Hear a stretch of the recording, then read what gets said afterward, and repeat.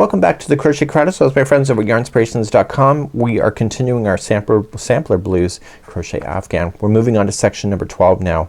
So section number 12 is that we're only going to focus on the side edging. So just the one side and the other. We're not going to worry about the base, like the top and the bottom at this moment. And it's just a matter of 2 rows that we need to complete. And so at this moment we have our Afghan here, and I have been completing a small swatch the whole thing. So you can see it's not the whole thing. So I've been working my way across, and what we're going to do is I'm going to show you how to do the side edging, and that's coming up next. So let's begin the side edging. There's no diagram for this one.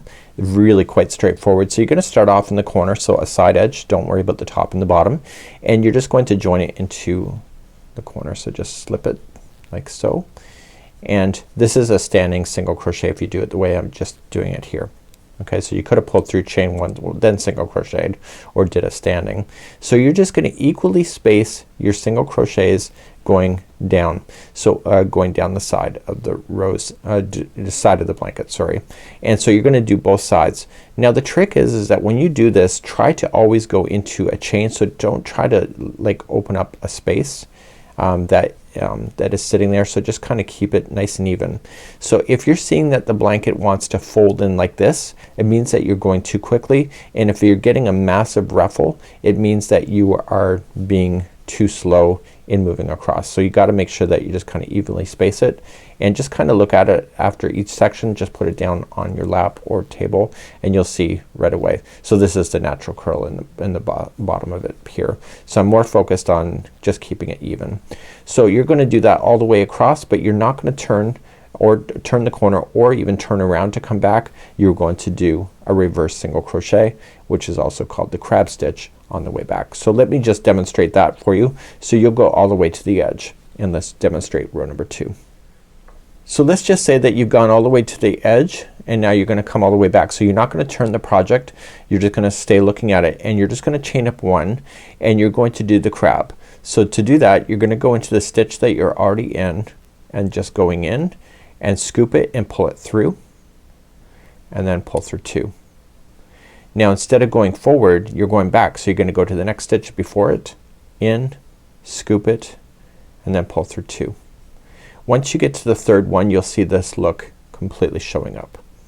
So this is called the reverse single crochet, and what this is doing, it's providing a curled or a scrolled look on the edge, and you're gonna go all the way back along your side doing this stitch. So you can see how it's kind of changing the look, right? Almost looks like cord.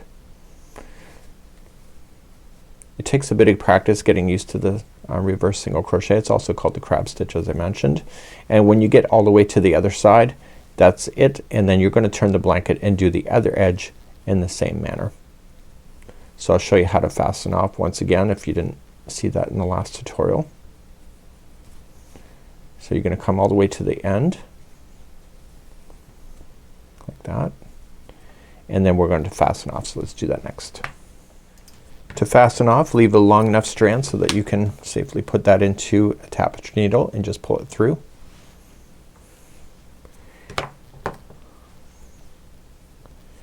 And slam it through a tapestry needle. And then just going inside the edge. Just come out a little bit just to get it in. So you're gonna go once, and when you pull it, don't change the shape of it, and then go back in another spot. So 2, and then finally 3rd time is a charm, and then you can safely cut that out, and then you're done. So that would be how you would do your side edging. So join me next time. We're gonna work our way along, and I'll show you how to do that fun little fringe, and that's in the final video of number 13.